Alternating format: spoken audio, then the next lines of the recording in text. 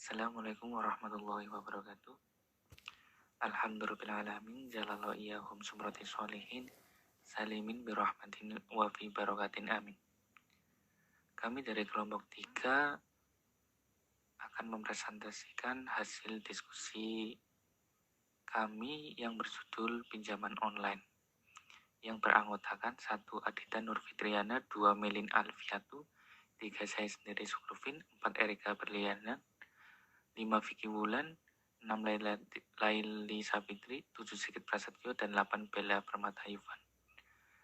Langsung saja ke materi pertama, akan dibacakan oleh Mbak Adita Nurfitriana tentang pengertian pinjaman online.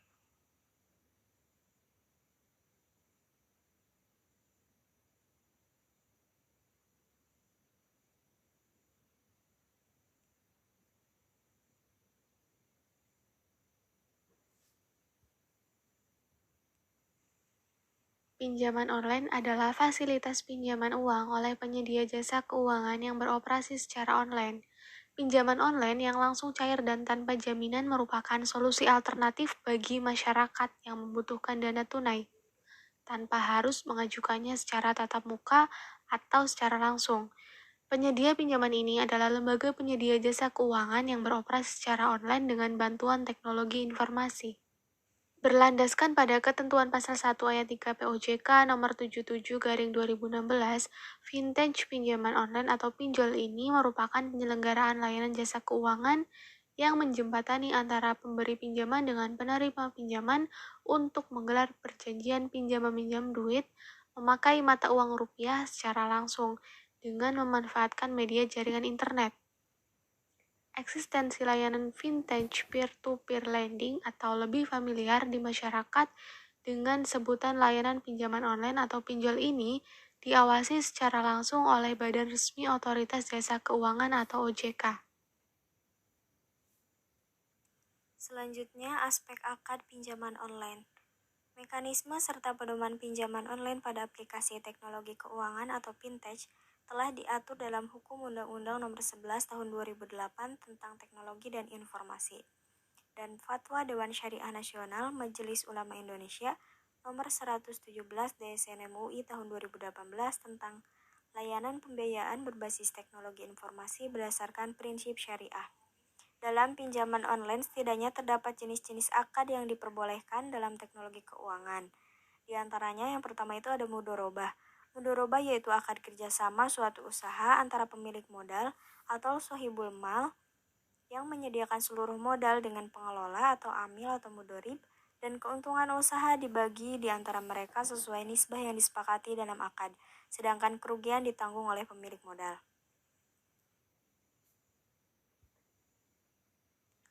Kemudian selanjutnya ada musyarakah, yaitu akad kerjasama antara dua pihak atau lebih untuk suatu usaha tertentu di mana setiap pihak memberikan kontribusi dan modal usaha atau ro'su al-mal dengan ketentuan bahwa keuntungan dibagi sesuai nisbah yang disepakati atau secara proporsional, sedangkan kerugian ditanggung oleh para pihak secara proporsional. Selanjutnya yang ketiga ada akad wakalah, adalah akad pelimpahan kuasa dari pemberi kuasa atau muwakil kepada penerima kuasa atau wakil untuk melakukan perbuatan hukum tertentu yang boleh diwakilkan. Kemudian selanjutnya ada wakalah bi'al ujrah, yaitu akad pelimpahan kuasa untuk melakukan perbuatan hukum tertentu yang disertai dengan imbalan berupa ujrah atau upah. Dan yang terakhir ada qard, yaitu akad pinjaman dari pemberi pinjaman dengan ketentuan bahwa penerima pinjaman wajib mengembalikan uang yang diterimanya sesuai dengan waktu dan cara yang disepakati. Mekanisme pinjaman online. Secara umum, sistem kerja pinjaman online tidak jauh berbeda dengan layanan pinjaman lainnya. Yang membedakan hanyalah layanan pinjaman online biasanya ditawarkan oleh perusahaan fintech yang menyediakan layanan pendanaan P2P lending dengan persyaratan yang relatif lebih mudah ketimbang pinjaman konvensional. Karena bisa diajukan secara online dan memiliki persyaratan yang ringan disebut, pinjaman online lebih mudah dijangkau oleh masyarakat. Jadi, jika sebelum kesulitan mengajukan pinjaman di bank atau koperasi, Anda tetap bisa mendapatkan bantuan dana melalui fasilitas keuangan ini. Sederhananya, pengajuan pinjaman online dapat dilakukan melalui situs atau aplikasi smartphone resmi penyedia layanan. Dengan mengisi identitas diri dan melampirkan dokumen persyaratan secara lengkap, pihak penyedia pinjaman online dan melakukan pengecekan, analisis, dan verifikasi data. Jika dirasa layak untuk mendapatkan dana pinjaman online, Anda akan diminta untuk mendatangi kontrak perjanjian pinjaman. Setelah itu, barulah dana pinjaman akan dikirimkan dan nasabah harus melunasi cicilannya setiap bulan. Melalui proses kredit monitoring serta penagihan, penyedia pinjaman online akan memastikan bahwa nasabah melakukan pengembalian dana sesuai dengan perjanjian. Ya, selanjutnya akan dibacakan oleh pemateri selanjutnya.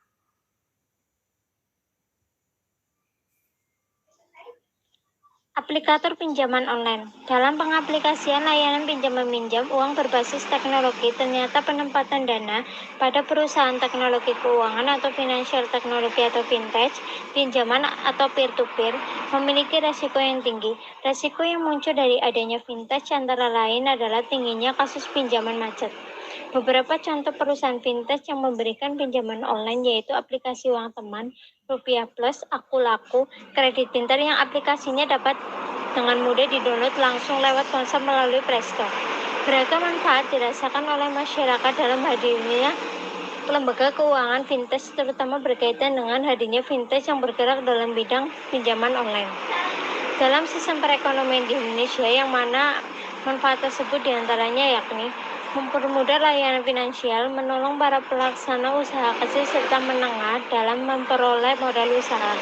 Bahkan kehadirannya dirasa mampu meningkatkan taraf hidup masyarakat. Namun dengan berbagai kemudahan yang dapat didapatkan, terdapat beberapa hal yang menjadi hambatan dalam perkembangannya. Hambatan yang ditemui antara lain yakni terpaut resiko yang dialami oleh pemberi pinjaman apabila penerima pinjaman urung dalam melaksanakan pembayaran atas utang-utangnya.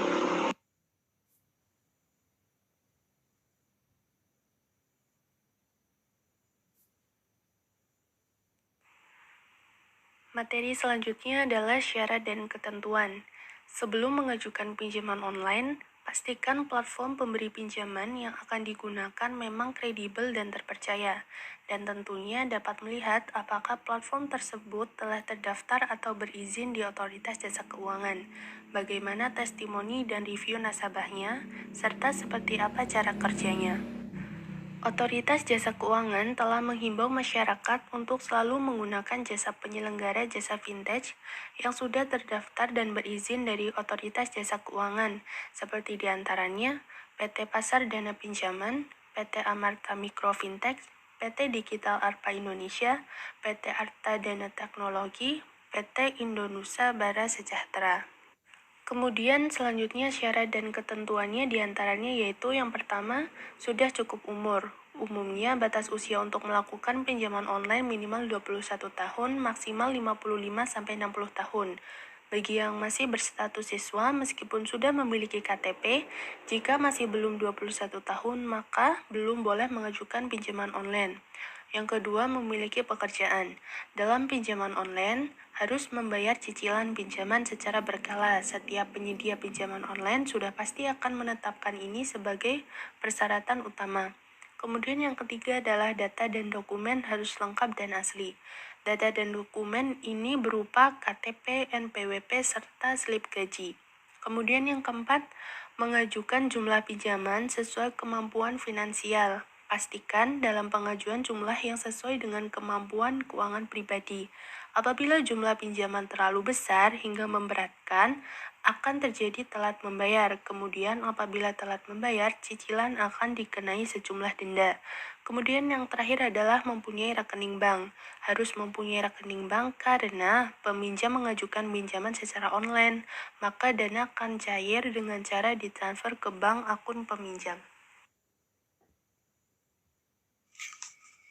Yang selanjutnya ada jaminan. Yang pertama, jaminan syarat. Pinjaman online menawarkan syarat yang mudah dengan pencairan yang cepat.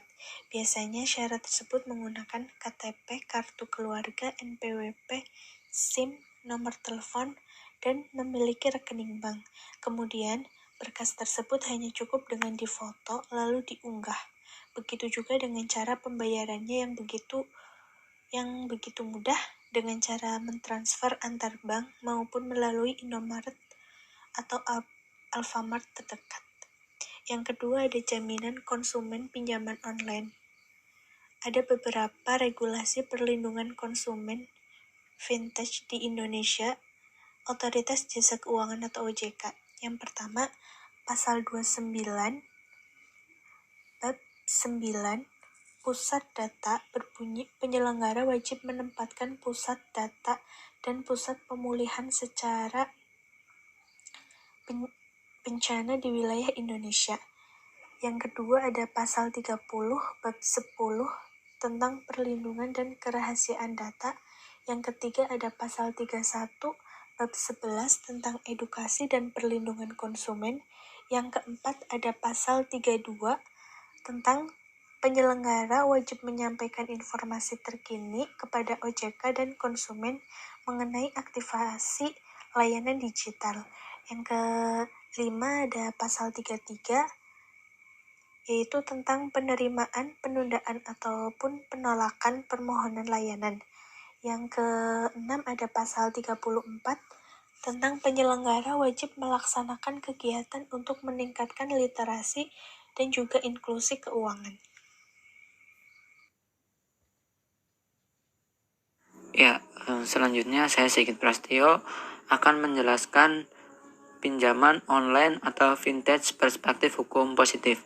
Jadi sebelumnya akan saya paparkan dulu beberapa hukum positif yang mengatur tentang pinjaman kredit secara online atau vintage. Ya, yang pertama menurut hukum positif di Indonesia yaitu Peraturan Bank Indonesia nomor 18/40 PPI 2016 tentang penyelenggaraan pemrosesan transaksi pembayaran. Lalu ada Peraturan Bank Indonesia nomor 19/12 PPI 2017 tentang penyelenggaraan teknologi finansial. Selanjutnya ada Peraturan Anggota Dewan Gubernur nomor 19/14 PADG 2017 tentang ruang uji coba terbatas atau Regulatory Sandbox teknologi finansial.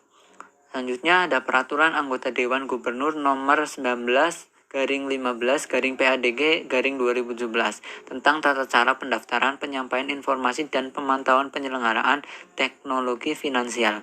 Ya, dari beberapa peraturan tersebut kita bisa ambil simpulan bahwa di hukum positif Indonesia sudah banyak mengatur tentang kredit secara online atau vintage ini. Dan ada beberapa bentuk pihak yang berperan aktif di dalamnya dalam hukum positif, perspektif hukum positif ini. Antaranya ada OJK sebagai pengawas pertama, yaitu OJK, Otoritas Jasa Keuangan. Dan ada yang lain seperti polisi, BI, dan Satgas Waspada Investasi. Selain itu juga kehadiran Satgas Waspada Investasi yang dibentuk berdasarkan keputusan Dewan Komisioner OJK nomor 01-KTK.04/2013 tanggal 26 Juni 2013 sangat penting dan membantu untuk melakukan pengawasan yang intensif karena untuk memerangi atau meminimalisir kredit online atau vintage ini yang ilegal. Jadi semua kredit online di Indonesia harus secara legal melalui Otoritas Jasa Keuangan dan bentuk-bentuk dewan yang lain seperti itu. Yang terakhir itu ada pinjaman online perspektif hukum Islam.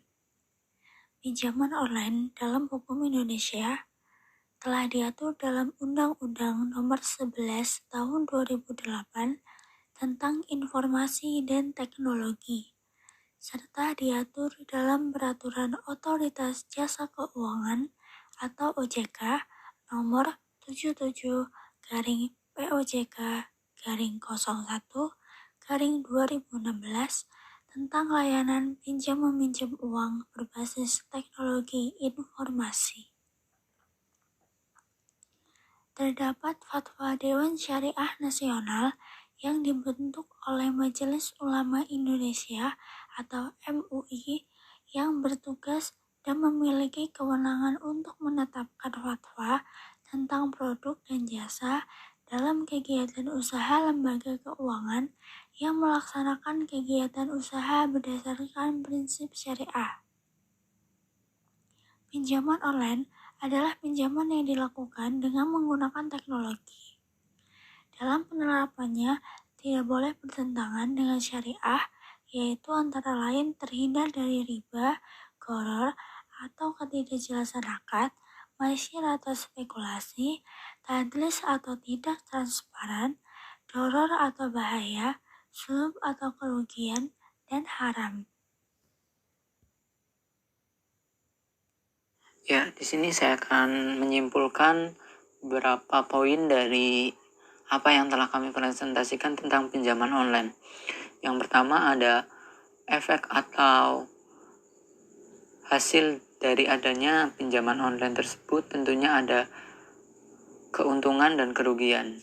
Lalu pihak mana saja yang dirugikan dan pihak mana saja yang diuntungkan. Jadi di sini kami akan menyimpulkan ada dua pihak. Yang pertama adalah perusahaan pinjaman online tersebut dan juga nasabah. Nah, dua-duanya memiliki kerugian dan keuntungan.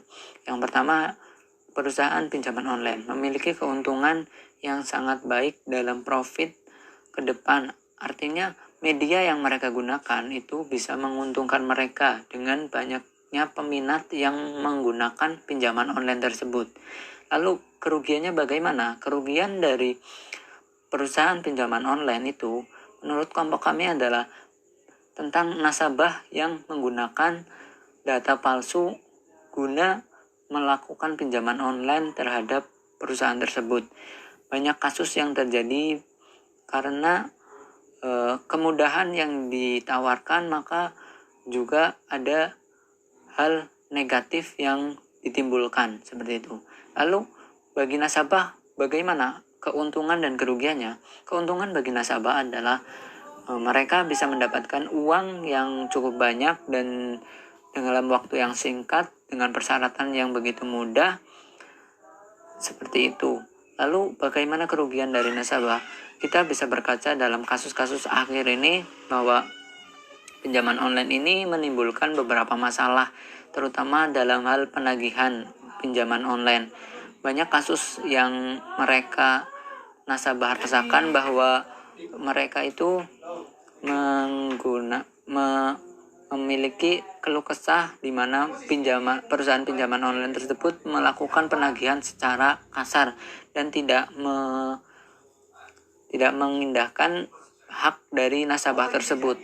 Lalu yang kedua adalah bagaimana syariah memandang pinjaman online tersebut. Menurut kelompok kami, pinjaman online tersebut sah-sah saja karena memiliki sisi positif, yaitu dalam hal kemudahan dalam tolong-menolong. Namun kembali lagi bahwa pinjaman online tersebut apakah masuk terhadap riba atau tidak? Jika memang terdapat beberapa poin yang merujuk kepada riba, maka jelas haram apapun bentuknya itu, maupun dari pinjaman ataupun kredit seperti itu.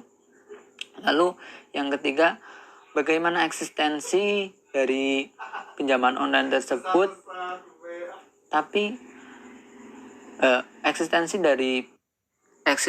dari pinjaman online ini tetap eksis di masa sekarang, walaupun banyak kasus yang timbul dari pinjaman online tersebut. Karena masyarakat pada saat ini mengalami kesusahan dan memiliki banyak hal yang membutuhkan uang banyak dalam waktu yang singkat. Mereka lebih memilih jalan singkat seperti itu, memilih pinjaman online yang mudah dan bisa mendapatkan jumlah uang yang banyak dengan syarat yang sangat mudah tersebut. Dan berkaca dari kasus-kasus terakhir ini adalah yang menjerat bahwa mereka menggunakan pinjaman online ini untuk berjudi online.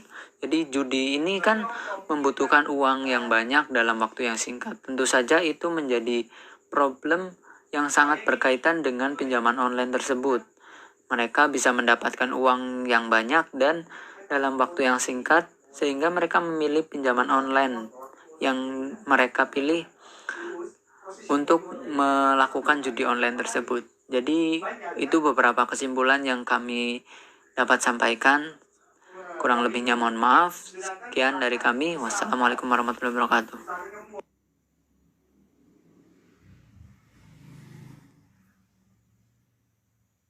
Sekian dari kelompok kami. Bila ada kekurangan, kami mohon maaf sebesar-besarnya. Wabillahi taufiq wal hidayah. Wassalamualaikum warahmatullahi wabarakatuh.